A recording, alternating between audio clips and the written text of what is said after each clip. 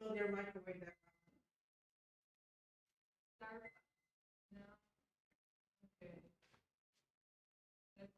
Okay, that's up to date. That's up to date. That's working. We're streaming. No sound. Talking yourself, Bruce? No, I'm just doing a checklist, a verbal checklist. You working lunch tomorrow? No, I don't work until Friday night, and then I work Sunday because of Mother's Day. And then I think my next schedule for next week is Tuesday. Oh, well, I'm going to lunch there When? Wednesday. With who? My neighbor. Oh, Oh, with whom are you going to have lunch with? her neighbor. My Oh, walking partner. No, because I thought she was going to bring Richard. No, I don't need cookies, thank you. I've had enough. I'm not feeling well for the last week, so Yes, we noticed on Sunday. yeah, I had a piece of toast this morning because I was hungry, and ever since then I feel nauseous. Oh, no. Sunday I woke up and I had a hard-boiled egg, and after that I was sick all day, No. like wanting to throw up, but nothing was in there, and just so. I have a doctor's appointment on Thursday. Oh, very good. Who's your doctor? Garrett Gabriel. Well, he's an NP, but he's the one that's been monitoring me for the last. Oh, okay. And I continue to see all this. Look at all this fat and all this crepe skin. And We all have crepe skin. I can hear her in I there never standing did up. because it was fat. It was That's tall. all I'm saying. Oh, okay.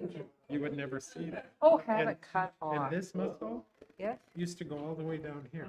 Oh, I'm losing muscle mass. He knows that. You know what? And I don't know. what if you had one of those little wheel things that you pedal that I see advertised on TV? No, all I gotta do is get up and walk. And so I yesterday, because I'm not working much this week, I went to 4 different stores and walked for about 4 or 5 hours.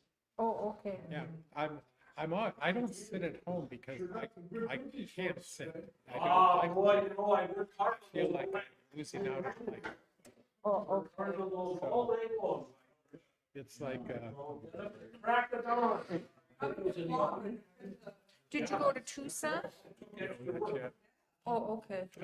I was planning on going this week because I was off, Sunday. I didn't work yesterday or 2 days ago. So last I worked last week was Friday, so I was on Saturday, Sunday, and my new schedule came out, and I'm off Monday, Tuesday, Wednesday, Thursday, Monday, Tuesday, Wednesday, Thursday of this week. So I have 2 more. So that's a total of almost 7 days I've been off. And so I was thinking, I'm going to go to Tucson this week. Well, yesterday I wasn't feeling well, so I didn't do anything except going around here and walking around. And today I was nauseous. So we'll see. Oh, So I still have Wednesday and Thursday to make it there. If not, it'll be next week. So Because why do I you- need to go. why do you have so many days off? Because they didn't schedule it. Because, Well, they hired a whole bunch of new hosts. oh, they did. Yeah, we're always continuing to hire. Oh, okay, because of a big turnover. That and people are going back to school or they got other jobs because it's not a career over there. It's just No, a stepping. it's just stone. stepping stone, Right. is what it should be. Right. And so they're always looking for servers. Always looking for that. And then they're let go. Like 2 of the ones that I worked with are no longer employed. There's about 5 servers I used to know that are no longer there. Oh, So it's a restaurant. So, Yeah. Yeah, so it's not like, and I don't know why these young people think it's hard work, especially with what they're being paid and what their responsibilities are. And they're really good to you. If you're sick, call in. Okay, that's fine. But if it's a pattern, oh, yes. I mean, if you're only scheduled 2 days a week and you call in on one of your days every work shift, then there's a pattern here. They don't want to work. Oh, hello, Carolyn. Hi, You get in there, Carolyn. don't forget that Italian cream cake with the strawberry compote. Oh, yeah, new minutes that we approved at our last meeting. Your blouse is pretty. I just got it done in the lab. Well, I'm in here. Yeah, I like it better than over at the Carter Center. It used to take longer. But they were very busy. Like the beach area. Yeah. Oh, I just off that. Thank you, honey. No, you can still say the Russian down. Yeah, he bounced around that.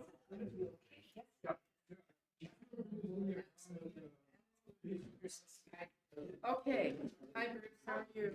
Real good. How are you doing? I just got done over at the hospital. Doing what? I'm on it, Dave is on it. I told him about you, but you were.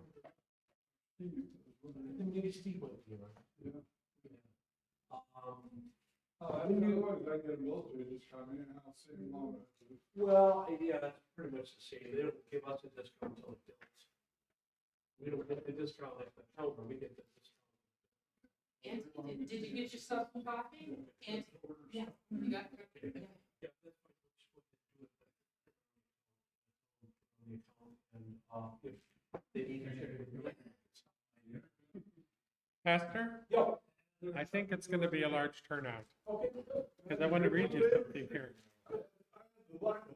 Would everyone please invite people from other messianic groups, Torah studies, etc.? From as many groups as possible. Then Lena answers, actually, anyone and everyone is welcome, not just Hebrew roots types of people. Right. Yes, we'll be there. Okay, cool. All right, good deal. Good Okay, deal. so, this is now. Yeah. Jack said, I just got an email from Jack and he said, fine with him, no problem. Good. He wanted also to do Bible class on Sunday morning and I told him, no. I'm doing know Bible Hebrew? class on Sunday morning. Does he actually know he only truly has 1 hour on Bible study? No, he doesn't get that. That's why giving him 2 hours on Saturday is much better. That's more likely to happen. And even if you would have said no, I would have still put it in there. Because you know it's gonna go over. Yeah. Well, I would just get the material from him and do it myself. I can Oh, do you it. mean for Sunday? Yeah, well, for both.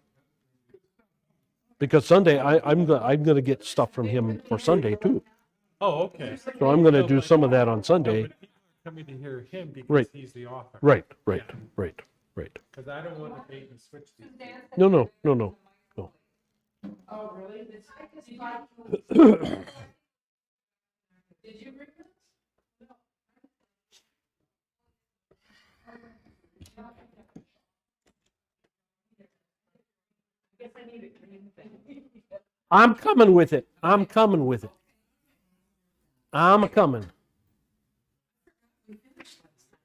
Yes, we did. You need one? Okay. Are we in Romans 3:1-5? Yes, we are. 17. Boy, they were busy over there. Yeah, I got it. I mean, they got me registered quick and everything.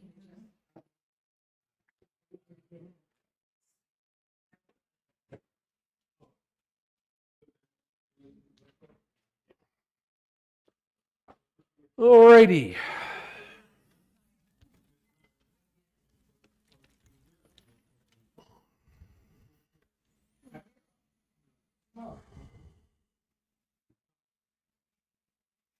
Figured that's why I should call you, because if you didn't see my car, you probably make it look. Yeah. Tell it was gonna be slow.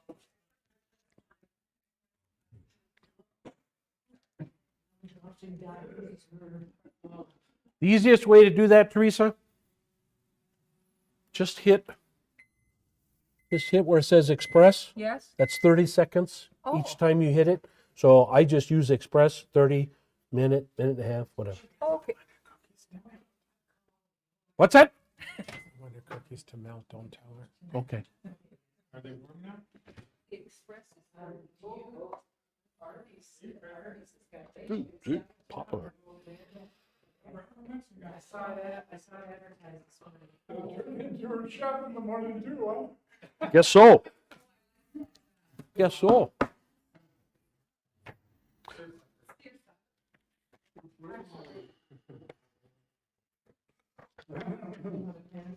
Alrighty.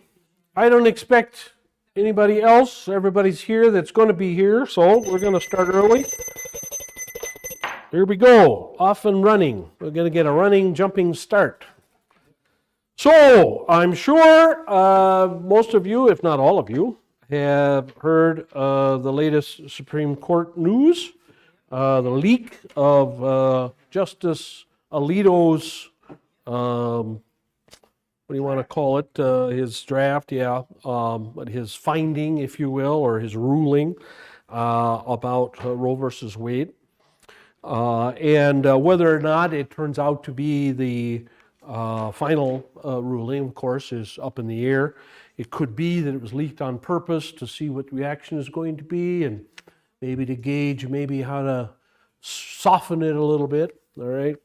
But I think we need to remember something here that, as I have said from the very beginning, and I was very active in the pro-life movement in 1973, starting right away in January, and have been a speaker for the Right to Life groups for many, many years over the years in different places, El Paso and back in Wisconsin. Anyway, what I've always said is that rulings, court rulings and laws, even constitutional amendments are not going to be the answer, okay? That is not going to solve the problem. Okay, because people can always work their way around court rulings. They can always work their way around laws. They can always work their way around rules of whatever kind or whatever. So it's the change in heart, it's the change of attitude, it's the change of society that is most important, and that can only be done by the gospel. So when we look at this thing from a political standpoint or from a legal standpoint, let's remember good old King Pyrrhus. King Pyrrhus.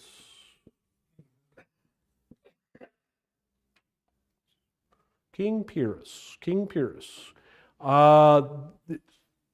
You have probably heard the term Pyrrhic victory. If you haven't, you should have. King Pyrrhus was a Greek king, okay, who was at war with the Roman Empire around 280 years before Christ. The war lasted a few years. As a matter of fact, called the Pyrrhic War. And there were 7 or 8 good-sized battles in this war between the Greek king and the Republic of Rome. It was before Rome became an empire, really. It was a republic at that time. And one of those battles, I think I jotted down the name. I had to look it up because I wasn't sure of the spelling.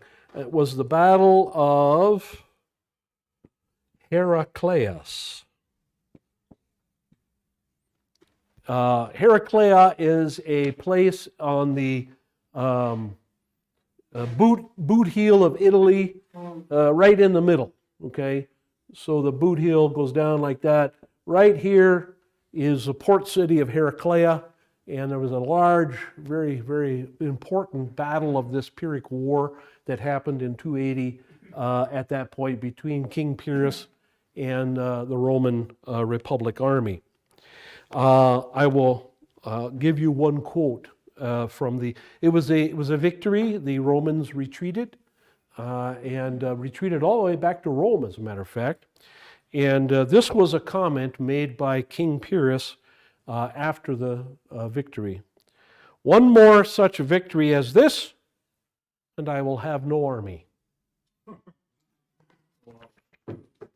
In other words, he lost so many troops in the victory that he couldn't really sustain the war, and he wound up losing the war. Even though he won most of the battles. Another good example would be any of the major victories of Britain over the United States during the Revolutionary War. If you look at history, George Washington only won one battle, really.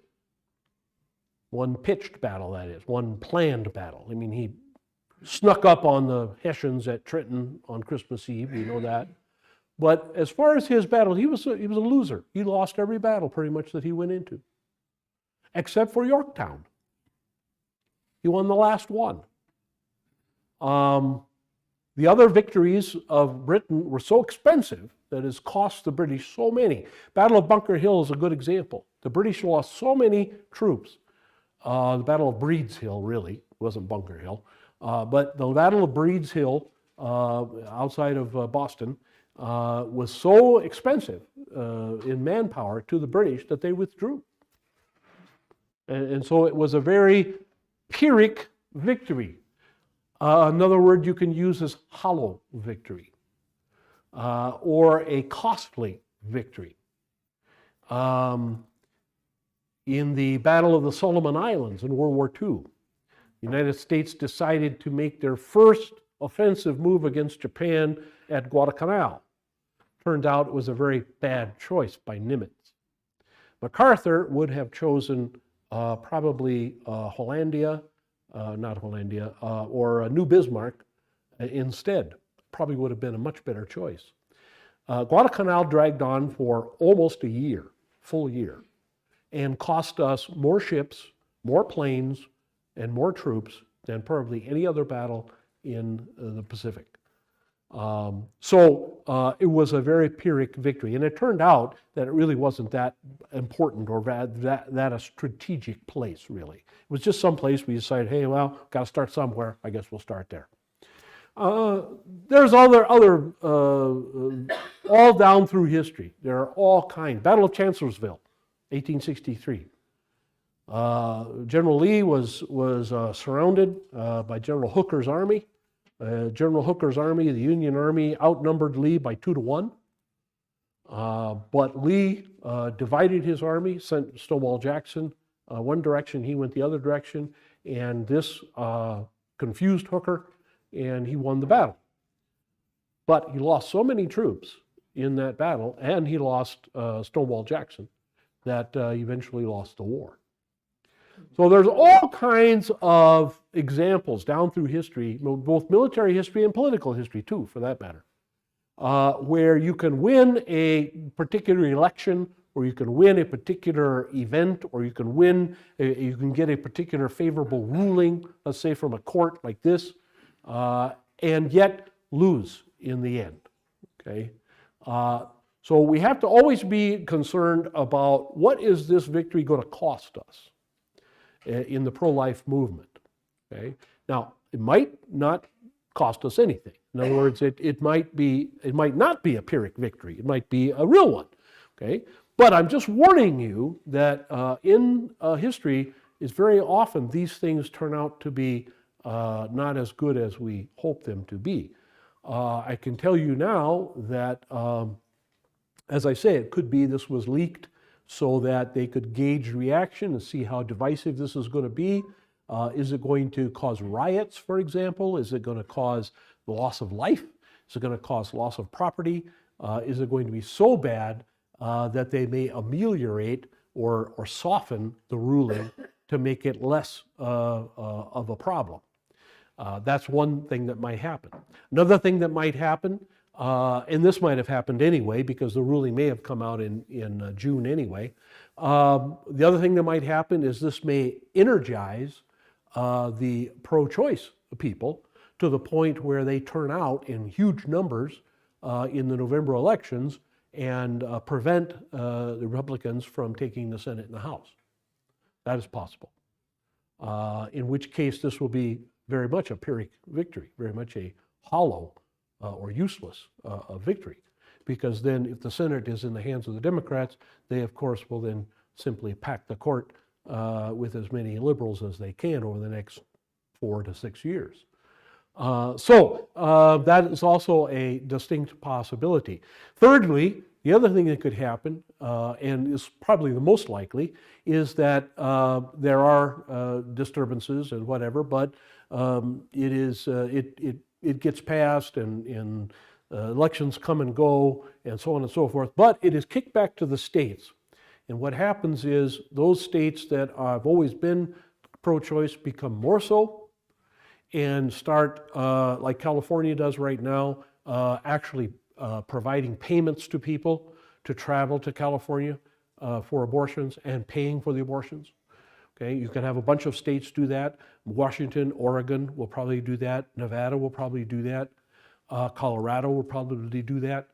Many states on the East Coast, like Massachusetts, New York, New Jersey, other states like that, Maryland, Delaware, those states will do that.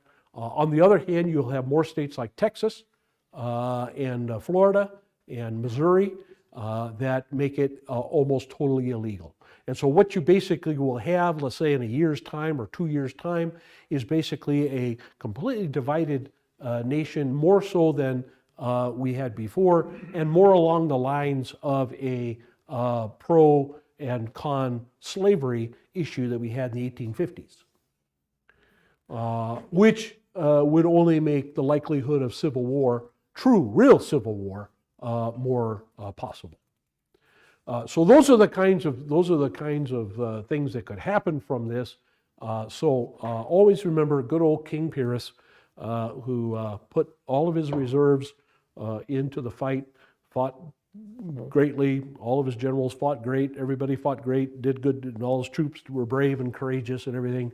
But in the end, lost too many, and it cost too costly, cost too much, and cost him the whole war.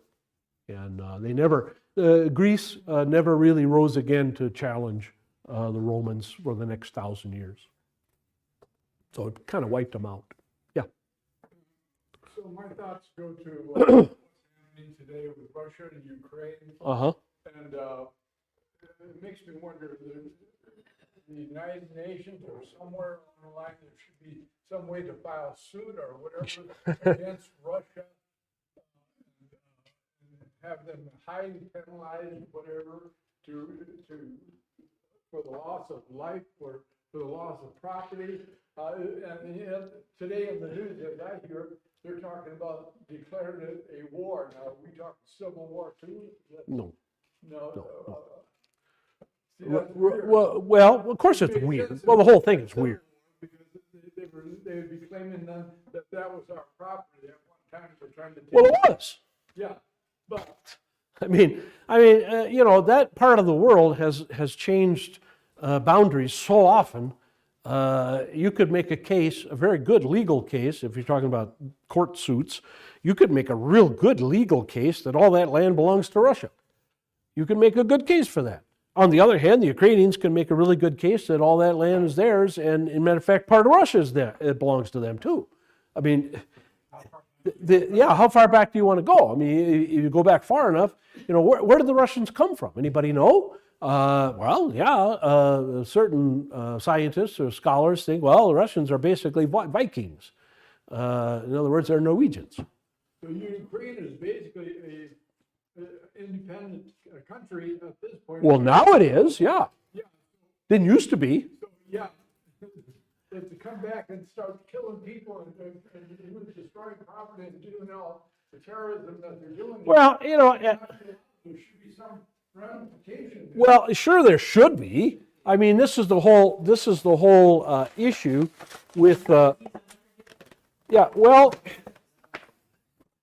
how well did that work with Adolf suing him? It didn't work very good to sue.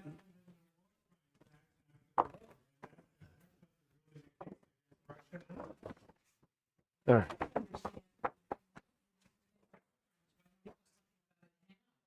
Right, yeah.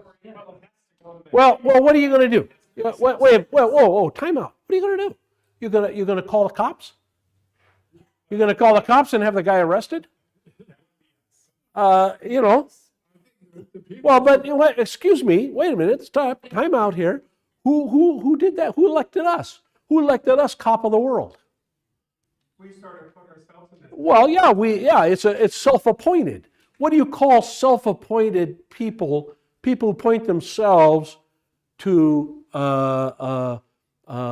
take after criminals and stuff? You call them vigilantes. Okay? So excuse me, I don't want to be a vigilante, and I don't want my country to be a vigilante. Okay? Nobody elected us as policemen of the world. Okay? Nobody. Much less God. Right? And we've been through this before. God doesn't tell countries to go sticking their nose into other countries' business. Matter of fact, he says exactly the opposite many times. All right? What Russia wants, folks, very simple. What the Tsars wanted for 1,000 years before the Soviet Union was control of all of this area around the Black Sea. Okay? See Odysseus? Okay? Odysseus is in the Ukraine now. It's a port in Ukraine. Okay? They wanted it for a long time. Crimea they got back in 2014, or they annexed it back in 2014. All of this area, they want all of this area. Okay? They want to control, they want to make the Black Sea what the Tsars always dreamed of, making the Black Sea a Russian lake. Okay? They want a year-round warm water port, right? Where the Dnieper comes in up here, the Dnieper freezes over in the wintertime. Because the Dnieper is the bigger river, and the Volga is a part of that. So the Dnieper and Volga rivers freeze over. They're useless during the wintertime. The Danube does not, at least not unless you're way up in Germany, Poland, and that area. Okay, so what they want this delta right here, the Danube Delta. Okay, they want to control the Danube Delta. They want to control warm water port, so that they don't have to worry about their ports freezing over. They have wanted that, again, since the Vikings, okay? Thousands of years, all right? And that's what they have fought over. And this area has changed hands dozens of times. It's been under control of Russia. It's been under the control of Greece. It's been under the control of Turkey. There's now over here is a Moldova. Another nation is over here, Moldova, and this is why Putin talks about invading Moldova. Same reason. So he can control this coastline. Okay. All these areas have changed hands over and over and over. The boundaries of Hungary, Romania, Bulgaria have changed and rearranged themselves dozens of times over history.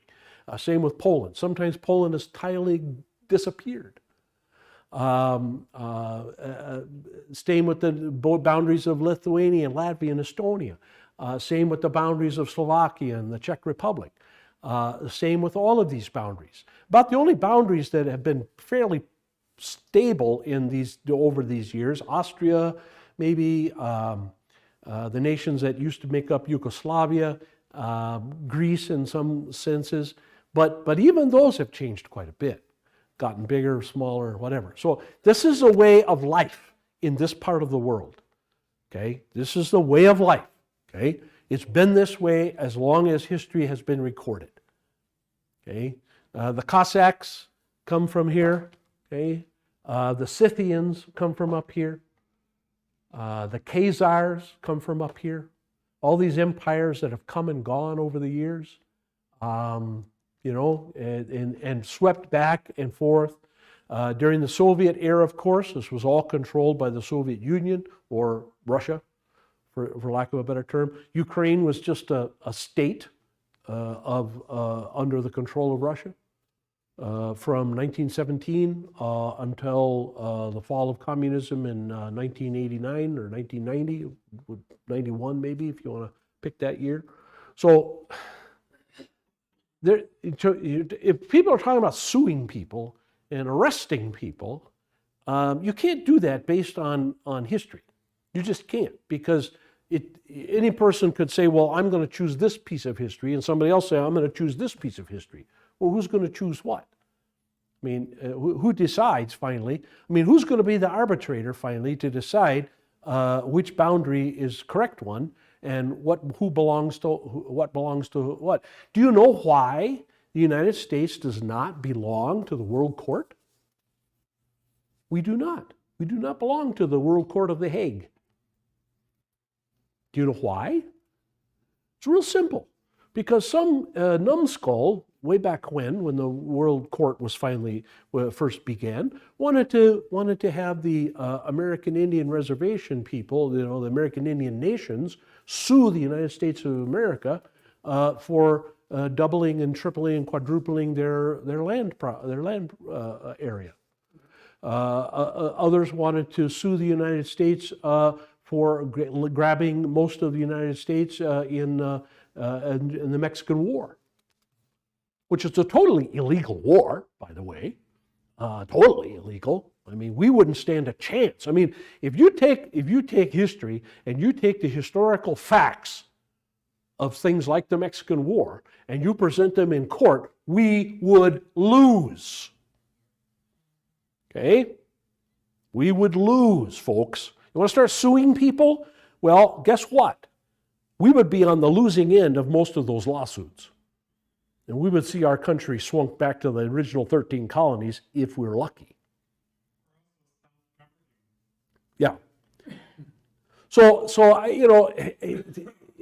let's understand, when you start talking about world history and you start talking about who's right and who's wrong and who's doing this to who and who's doing whatever.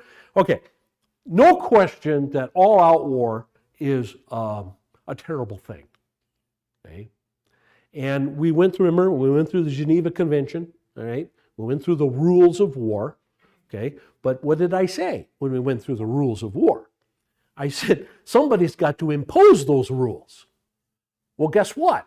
There isn't anybody to impose those rules. The rules are always imposed after the war is over by the victors.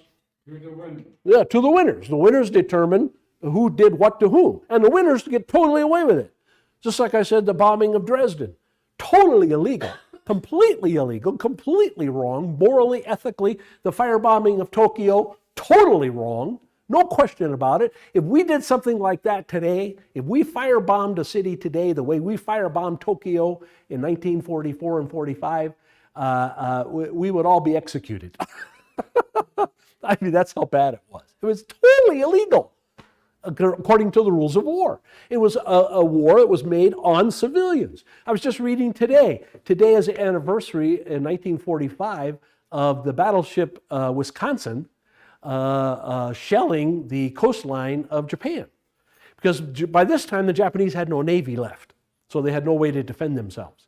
And so our battle wagons, the New Jersey, the Wisconsin, the Iowa, the Missouri, these big old honking battle wagons, with these big 18-inch guns, right? Okay? These things went up and down the Japanese coast and just leveled everything. Didn't matter what it was. Didn't matter if it was a factory or not. Didn't matter if it was a fortification. It didn't matter if it was a square in a hometown. Just leveled things. Right? Totally illegal. Okay? But we did it because we could. We did it because we could get away with it. Okay? And then we put Tojo on trial and execute him. I mean, come on. All we said was remember Pearl Harbor. Yeah, right. So folks, yeah, I'm with you. I'm with you. Somebody should go arrest Putin. No question about it. I agree. Somebody should arrest these guys and throw them into Huskow. Who's going to do that? The country people should. Well, you would think, you would hope. You would hope. Yeah, you would. Well, if the prognosticators, if the news watchers are correct, and Putin has some kind of cancer, he's going under the knife here pretty quick. They think he's got a stomach cancer. They also think he may have Parkinson's.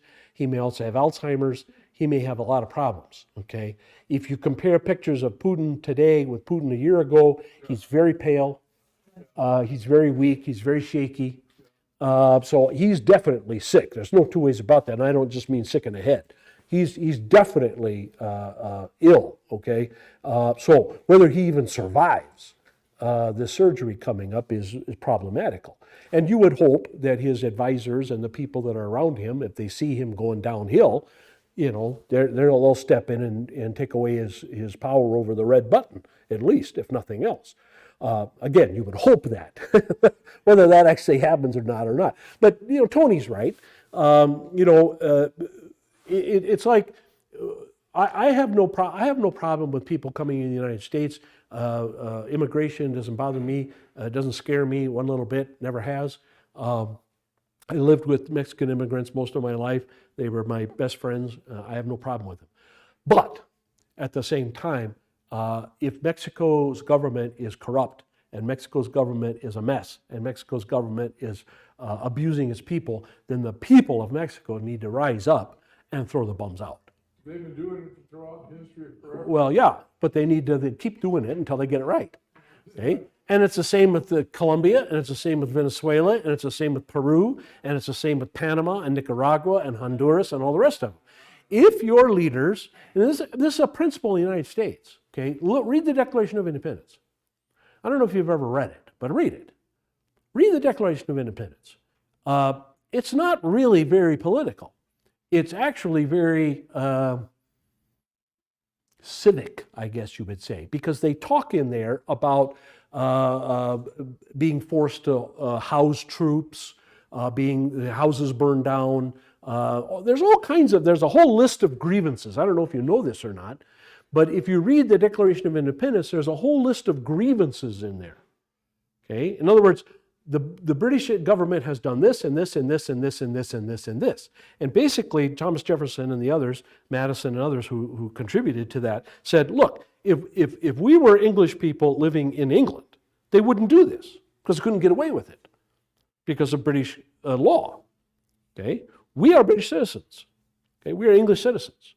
They shouldn't be able to get away with this. This is wrong. And so what they find, the conclusion was, look, the conclusion is the government over there don't care about us. They're allowing their governors and their military in the colonies here to abuse us, and they don't care. The king doesn't care, Parliament doesn't care, which is partially true. I mean, it was a long ways away in those days, and they had bigger fish to fry.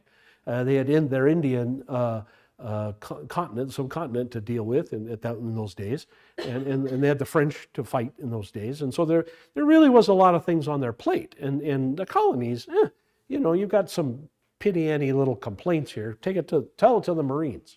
Okay, well, that's what they did, and so they said. In going back to the earlier people like Hume, David Hume, and other philosophers in the previous century, in 16, 1700s, they came up with this philosophy.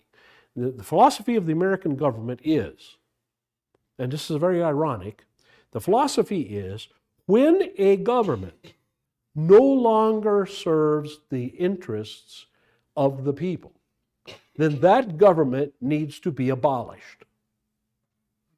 That's what the Declaration of Independence says, folks. We need to abolish. Yeah, no kidding. We need to abolish the one we got. We needed to abolish it 100 years ago or more. Okay? But remember what I told you, Sedition Act.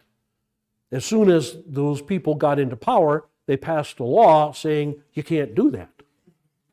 Okay? Because they did not want happen to them what happened to King George. All right? So right away, they're hypocrites. Immediately. They're liars and hypocrites. Because they said, whenever a government doesn't suit the people, it's not abusing the people, it's not doing what's beneficial to the people have a right. They said, given to them by God, which I do not agree with, by the way. But anyway, they said, this right is given by God to usurp that government, throw it out, and start over again. Okay?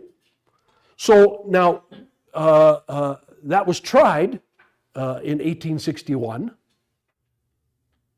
and it didn't pan out, did it? No, it didn't. But it was tried, and the federal government, the Yankees, the North, basically said, no, we're not going to allow that. So again, hypocrites and liars, right? So it's really up to the people.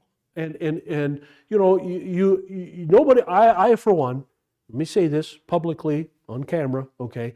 I am not a big supporter of January 6th insurrection, whatever you want to call that, okay? I think that was kind of a dumb move. All right. However, if you look at our Declaration of Independence and you look at our Constitution even, okay, certainly you can make the argument in court, you could make the argument in court that our government is no longer beneficial to us. And so you could make the argument that it needs to be overthrown. All right? You could make the argument that it needs to be overthrown. Well, now, how are we going to do that? Well, the only way to do that and get away with it is to go to the ballot box and just find the incumbent and vote against him every single time. Yeah. In every single case, no matter what. No matter whether he's your party or not. Just never re-elect an incumbent. Ever. Not just one election, but every election. That would be about the only way to do it without taking up arms. Yeah. You know, two major purchases the United States made, the Louisiana purchase. When they purchased that, obviously there was Indian nations. All kinds of people, yeah. There was also All kinds, yeah. pioneers. They were not consulted. Yeah. And yet they had their lands that they claimed as theirs, and there was other tribes that had their lands. Right, that they right, claimed as theirs. right. All right. But moving on to Alaska, when this Yeah. took place, now Alaska, being so huge and everything, had to have a lot of Russians in it possibly. Yeah, they all left, by the way. Businesses, you name it, all sorts of Yeah. stuff. So what happened to all of them? Were they kicked out? No, they left. When they left. They left. They Yes. Went back to Russia. Yeah, said, they did. "No, we don't want anything to do with it." We don't want anything to do with this little pitty-anty country. We don't think they know what they're doing, and we're getting out of here. Yeah, a few stayed behind, but yeah. It wasn't, first of all, it wasn't Russia's to sell. Well, they sold it though. Yeah, they did. Okay, it wasn't Russia's to sell. They just claimed it. All right, they just claimed the whole thing, even though they only lived in a tiny little strip. All right, and so they got the money and ran. Yeah. All right, and the same with Louisiana Purchase. Okay, the French simply took land from the Spanish. Okay, and then they said, we're going to draw a line here. The French never went to Missoula, Montana. The French never went to Salt Lake City. The French never went to any of those places.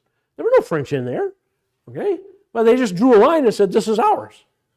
They didn't check with the Sioux and the Arapaho and the Shawnee and they didn't check with anybody. They just said, this is ours, right? And okay, fine. And so again, they took the money and ran.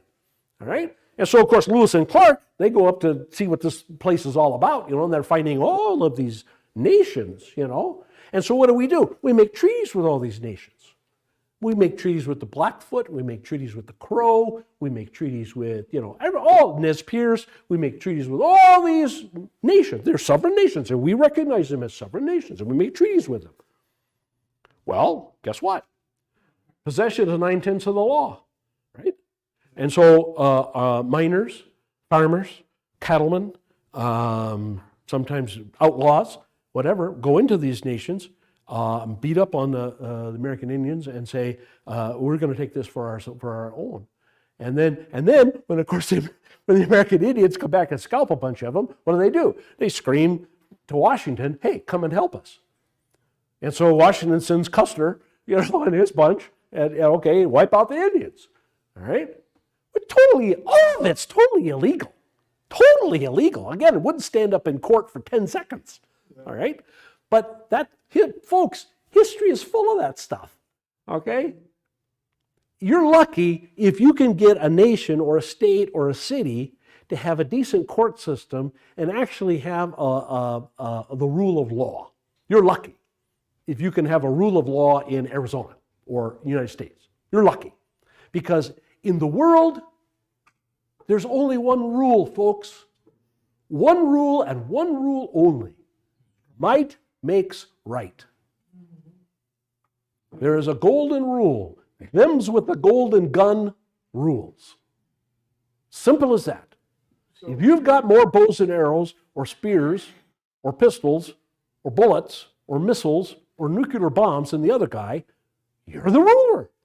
That's the way it is. And courts can scream and yell and arrest people, or try to anyway, or sue people, and the other side just laughs. Yeah, come and get me. I mean, look at President Xi in China. President Xi in China is committing genocide among the Muslims in the western part of his country. No question about that. It's been proven.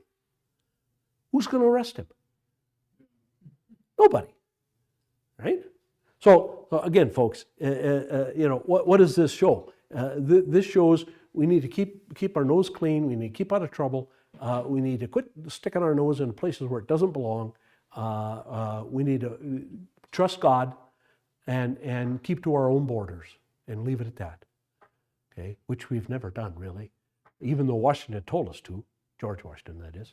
Sure makes you wonder who's going to rebuy in Korea the land, or is it going back to the original people? Will they have the money to rebuild, restart their homes, rebuild their factories?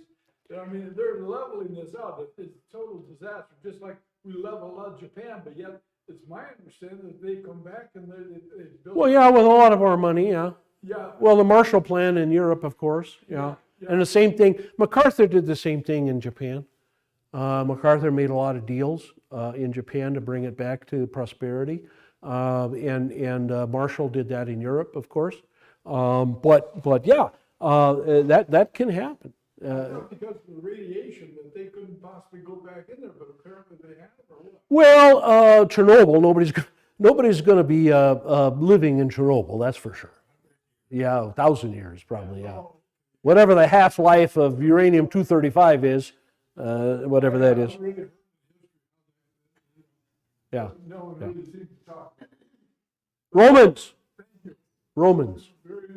One comment, and then Romans.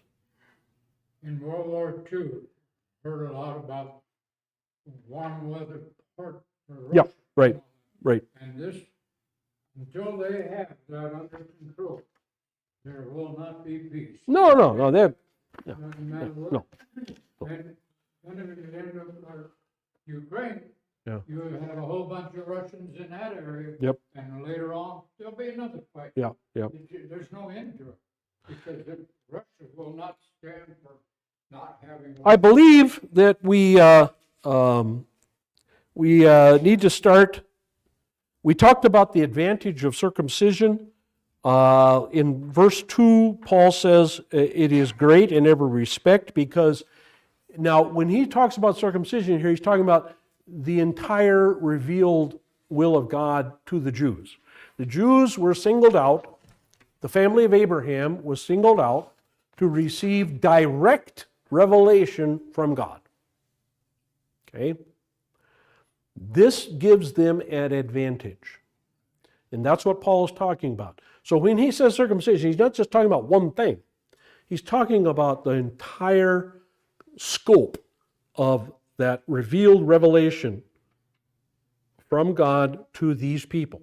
And it was Abraham, Isaac, and Jacob, of course, Joseph, and others, Moses. And then it was through the high priests and the kings directly, and to the prophets directly, and so on and so forth. So there was this direct pipeline from God to people in the Jewish nation, descendants of Abraham, descendants of Isaac and Jacob too, descendants of Abraham, that this was, as Paul says, a great advantage. Okay, so that's the way he's starting here in chapter 3. Well, what if some of them did not believe? Verse 3. Their unbelief will not nullify the faithfulness of God. So basically what he's saying is the fact that not all Jews were believers, showed themselves to be believers. I mean, Ahab and Jezebel, right? And many others like that, okay? So the fact, or Saul, fell away from faith, King Saul. So the fact that God gave these people, this family of Abraham, direct revelation, and the fact that some of this family, we might even say the majority of this family, were not believers, does that nullify or does that cancel out the advantage of God speaking to one family? No, it doesn't. So it does not, neither does it nullify God's promises. Okay? The fact that some of Abraham's descendants became unbelievers does not cancel the contract that God made with the family of Abraham. Okay? That's what he's saying. That's what he's saying. So this is an important point. Going on. May it never be. Let God be found true, though every man is a liar. So if God makes a promise to the world, and the whole world, okay, God makes a promise, sends his son Jesus to save the whole world, and Jesus pays for the sins of the whole world. What if not a single person, not a single human being, ever in the entire history of humanity, ever believes in that redemption? Does that cancel the redemption? No. It means there'll be nobody in heaven, but it does not cancel God's promise. Right? That's what Paul is saying here. Okay? So you can't say that just because the Jews rejected Jesus, that the Jews themselves are rejected. They're not rejected any more than the Babylonians are rejected, or the Egyptians are rejected, or the Romans, or the Greeks, or the Americans, or anybody else is rejected. Okay?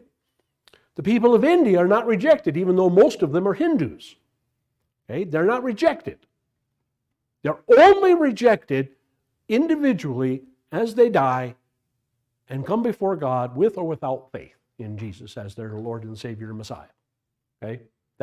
That's it. In other words, the same rules apply. We're talking about rules like rules of war or whatever. Okay? They're never fair. And nobody ever applies them fairly and equally. Never. In the entire history of mankind, including the history of the United States. Okay? We are not pure and clean. Okay? Our skirts are not clean. We are as bad, in some cases even worse, than some of the other nations of history in that regard. Okay? But when it comes to God, God is always fair. So Paul's little statement there: may God always be true, and even if every man is a liar. Okay? Let humans be whatever humans are. God stays God. And God stays faithful. He cannot lie, and he cannot go back against his word. If he has promised that whoever believes in Jesus shall be saved, he's got to stick by that, no matter what you've done. See, and that's why I say this is so important. This is so important that Paul makes it clear to the Gentiles. You cannot look down your nose at the Jews and say, well, the Jews have given up their spot or their possibility of being saved because they rejected Jesus as a whole, as a group. Okay? You can't say that. That's not right. That's not how God operates. Okay? God operates one by one, individual by individual. Are you a believer? Are you not a believer? I was talking to a pastor earlier this morning, and we were talking about, okay, what seems to be the problem. Pastors worry about their congregations, of course, and the size of their congregations, and attendance and stuff like that. I was talking to this guy. He was telling me about some of you may have knowledge and history in the Missouri Synod. They have two seminaries. And back in the day when I was going to seminary, those two seminaries put out about 100 to 125 graduates every year. The one in St. Louis and the one in Fort Wayne. This year, graduating this month, this is May. So graduating this month from the two seminaries in the Missouri Synod, and the Missouri Synod has 5 million members. Okay, 1,500 congregations. 5,000 congregations. Okay? The number of new pastors graduating from their seminaries this year, 48. From both seminaries, combined. Not 48 each place, 48 total from both places. 1,200 vacancies. We only have 1,500 congregations in our entire synod. They have 1,200 vacancies. 800 of those vacancies are gone on for more than 2 years. 200 congregations in the Missouri Synod have stopped calling. They have stopped trying to get a pastor. Okay? In our synod, we have 25 graduates coming out of the seminary in this month. 25. 100 congregations have applied for a graduate. That means only 1 out of 4 will get a pastor. We have 160 vacancies. Okay? So will they remain open or do they have to close or what? Some of the churches, like in California, for example, I know one congregation have been kind of following it. They've called 7 times. They've been vacant for 2 years. Do they, The 200 churches that have quit, I was told they are doing a couple of things. Some are being led by lay people. Just lay people are taking over the service. Some are being visited by neighboring pastors on a rotating basis. They don't have a regular vacancy pastor. There's not enough pastors. Some are amalgamating with other parishes, becoming dual parishes, triple parishes, quadruple parishes. Okay? So that's happening. I know of another case in the Imperial Valley of California. It's around El Centro, okay, in the Salton Sea. At one time, there were 10 Missouri congregations in that valley, from Coachella and Palm Springs down to Calexico on the Mexican border, Mexicali. There were 10, now there are only 5. All 5 are vacant. All 5 do not have a pastor. The one congregation that can afford to pay a vacancy guy in Holtville, which is north of El Centro a little bit, has a guy coming all the way from Buckeye, Arizona. He's driving from Buckeye, which is on the outskirts of Phoenix, all the way to El Centro, basically, to serve that congregation. well, that sews it up. You can't go. You can't make this. There's just no. I made this comment to the circuit last circuit meeting. I said the visible church is dying, and all these guys objected. All these guys, oh no, that's not true. That's not true. Don't be saying that. Oh no, that's not true. Well, of course it's true. Of course it's true. I mean, we're not stupid. All you have to do is look around on a Sunday morning. Okay, come on. Let's not be dumb here. All right. Let's understand what's going on. All right. And so the visible church is dying. There's no two ways about it. Okay, and it's not going to turn around anytime soon, if at all, ever. All right. So, and the leadership. One more thing: the leadership of Missouri Synod has already come out on paper, black and white, and they said that by the year 2040, they will have 20% of their current membership. Okay. Now, if that's true of a synod of that size, 5,000 congregations, 5 million members, okay, how much more true is that of a synod our size, 1,500 congregations, okay, and barely 250,000 communicants, and yet, our leaders, for the most part, not all of them, but for the most part, our leaders, and especially my fellow pastors, my fellow ministers in the Wells ministry, are totally in denial, in total, complete denial. Oh, well, that's not going to happen to us. Oh, that's going to happen to them. We're so much better. Okay, so what happened to the Jews after Christ's death, and especially after the destruction of Jerusalem, including the destruction of Jerusalem, okay, you cannot use that as a reason why they are cut off from God. They're not cut off from God.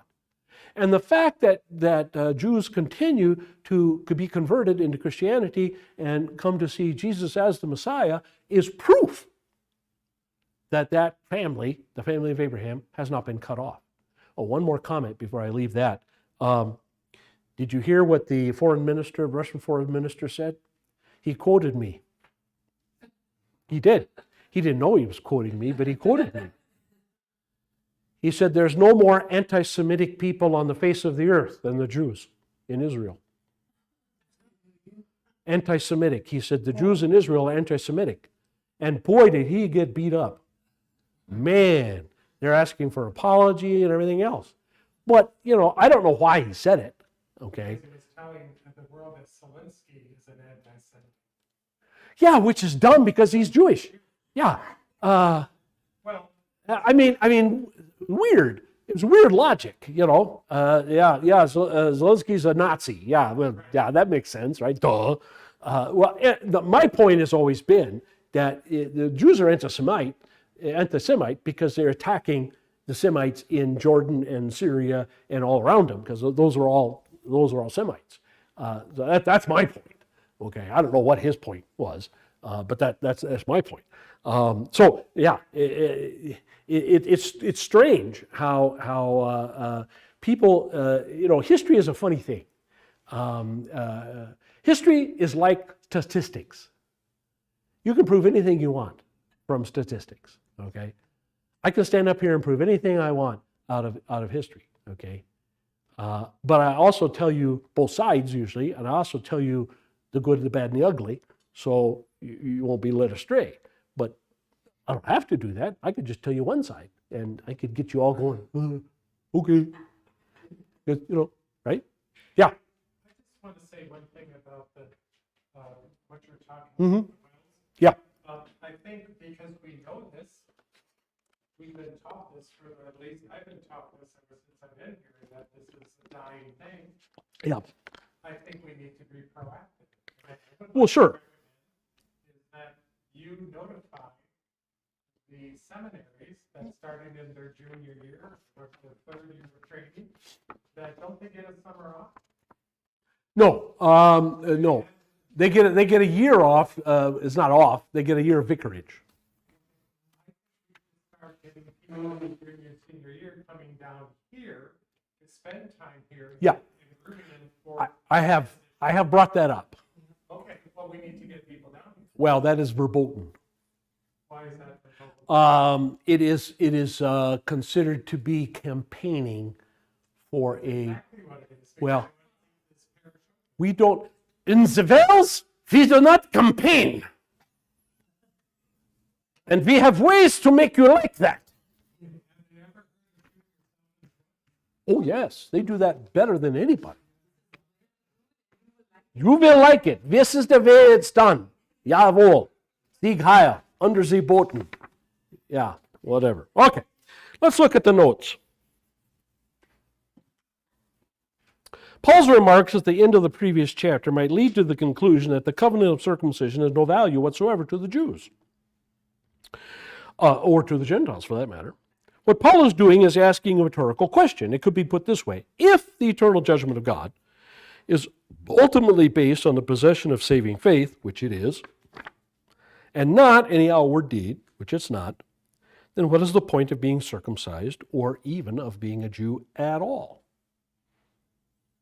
That's the rhetorical question, all right? The answer is, of course, that God spoke to the Jews through Moses and the prophets, and he revealed himself to them, and that he gave them a series of covenants and set them apart from the rest of the world. That is, again, an advantage, okay? Spiritual advantage.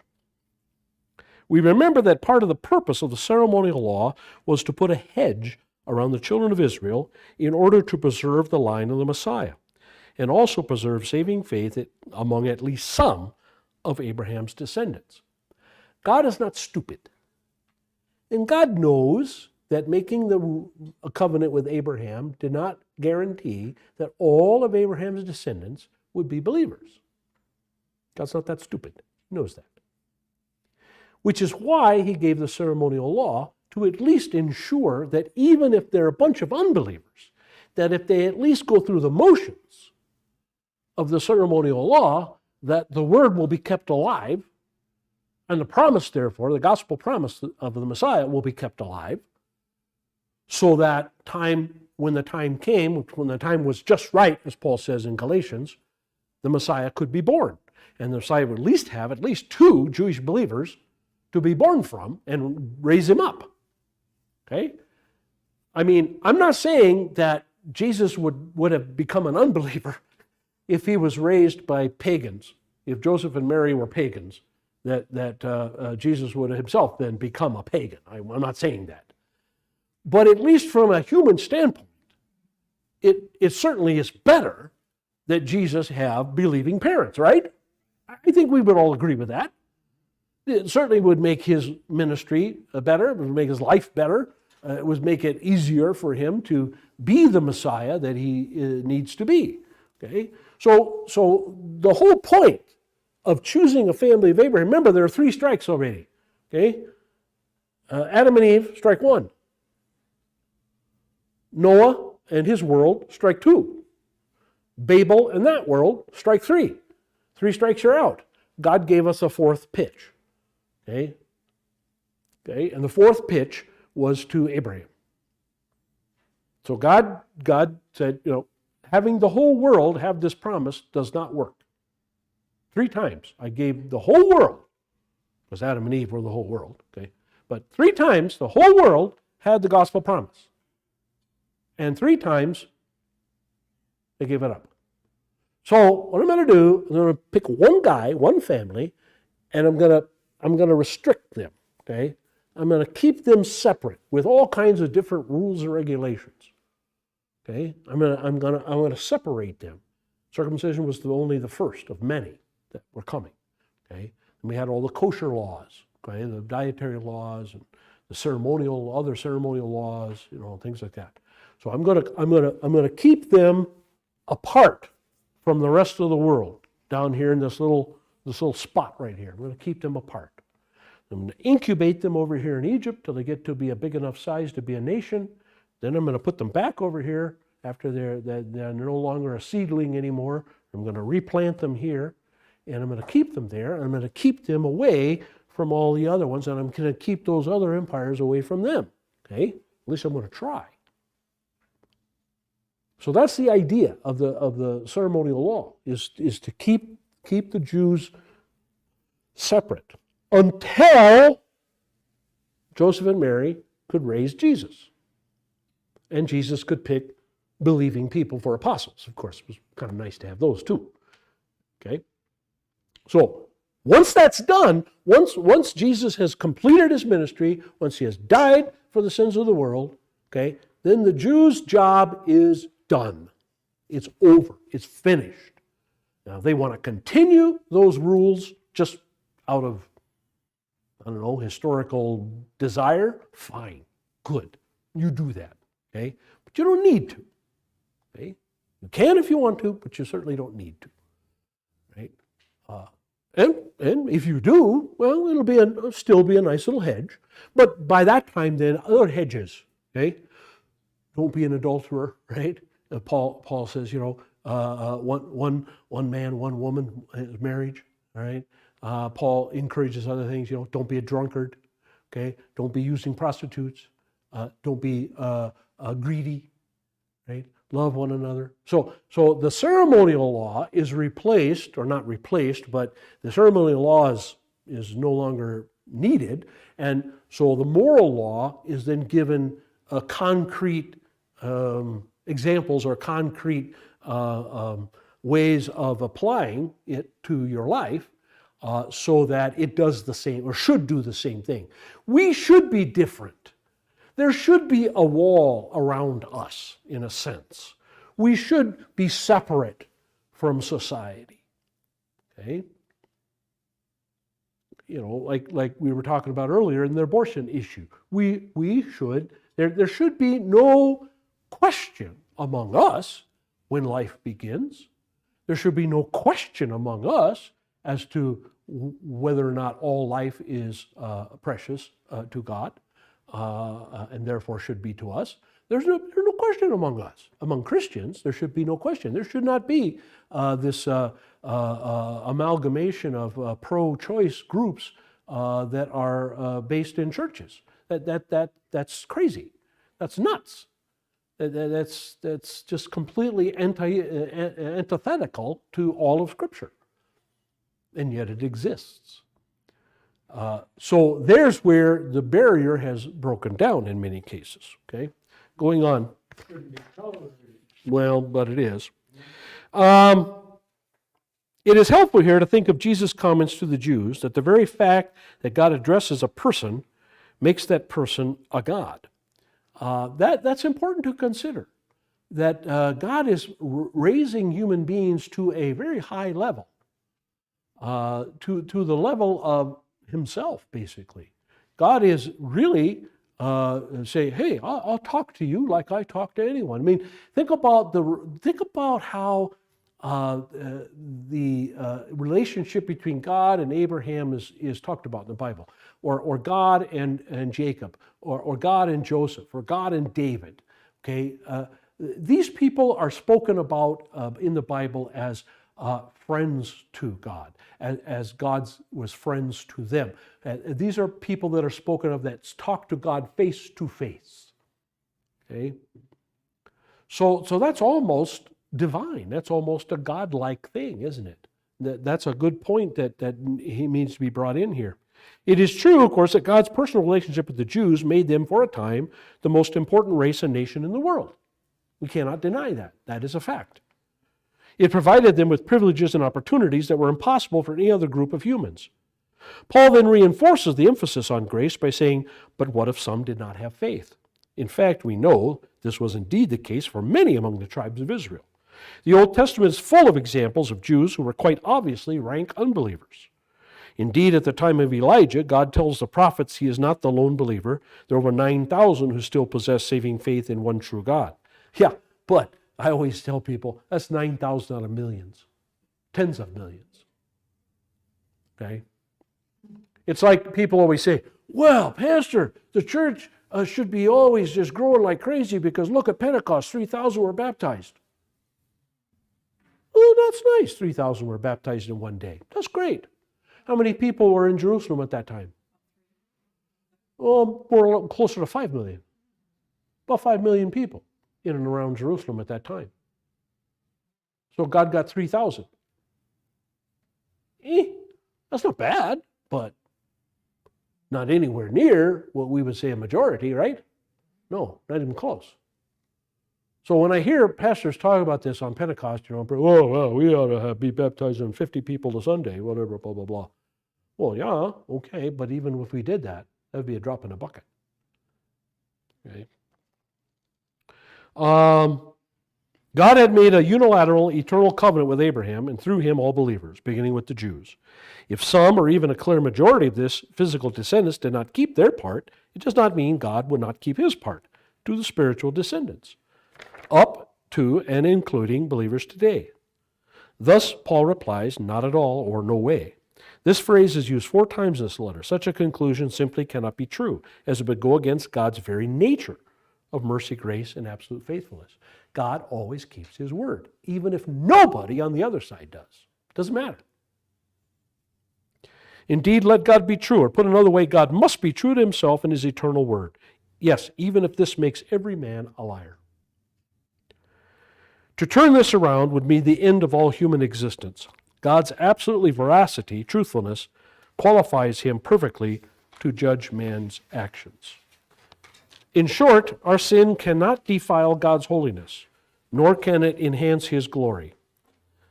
Paul very correctly dismisses the very thought as slanderous. God cannot but judge sin, human sin righteously. In the words of Abraham, will not the judge of all the earth always do right? And the answer, of course, is yes. No question. All right, that's a good place to stop. So we will do that. Pick it up there next time. Questions, comments? Yes, sir. Just talked to a friend from church at Florence where I was. Uh-huh. Their pastor got a call. You know what the call is? What's that? What the hell congregations make for their money. Oh, yeah. I saw that on the call list. Yeah, he's called as the special giving counselor. Yeah, I know. And don't get me started on that. Don't get me started on that. There's no reason that pastors can't do that. I mean, if somebody in our congregation comes forward and says, Pastor, I've got this big inheritance I just got, let's say, and I got no use for it or whatever, or at least part of it, or I want to make part of it to the church. You know what? I can tell them all kinds of ways that they can give that to God. Okay? You don't need a special guy to do that. Okay? Any pastor worth his salt can do that. You know? I was thinking, they got such a shortage of pastors, and then they take a pastor, put him in that. They got a dozen of these guys. a dozen seminary-trained men, theologically trained men around the countryside trying to dig up more money. I call them the condors. The condors, buzzards, the condors. I have a saying. When the first one of these guys was first announced, I stood up at a conference, and conference was in Madison, Wisconsin. And I stood up at the conference and I said, well, this just proves what I've always thought. In the Wisconsin Synod, we don't bury our dead, we eat them. We are, A movie called The Day of the Condors? yeah, we are eaters of the dead. Yeah. The first book by Michael Crichton, the very first book by Michael Crichton, before he wrote Jurassic Park and all the others, he's dead now, but the very first book that Michael Crichton wrote was called Eaters of the Dead. And it was based on a true fact that there was a tribe in Europe warring against all the other tribes who never left their dead on the battlefield. They got all of their dead off the battlefield and ate them, along with all of the enemies too. They were called eaters of the dead. So we in the Wells, we don't bury our dead, we eat them. Yes, ma'am. From 1956, I think there were 4 congregations. There was Douglas, one in. Oh, down here? Yeah. Mm-hmm. One in Benson, and this was a very Yeah. new. This wasn't even there. It didn't even get here till 77, 76. Yeah, that's true. Yeah. It's declined. Yeah. Well, and that's true. We used to have a congregation in Duncan. We used to have a congregation in Morenci. We used to have a congregation in, not Oracle, but near there. What's the name of that town? Oh, shoot. I can't think of the name of it. San Manuel. We used to have a congregation in San Manuel. We had a number of congregations in downtown Phoenix. Those are all gone. We don't have any congregations in downtown Phoenix. Here, you were going to Benson. Right. You were going to,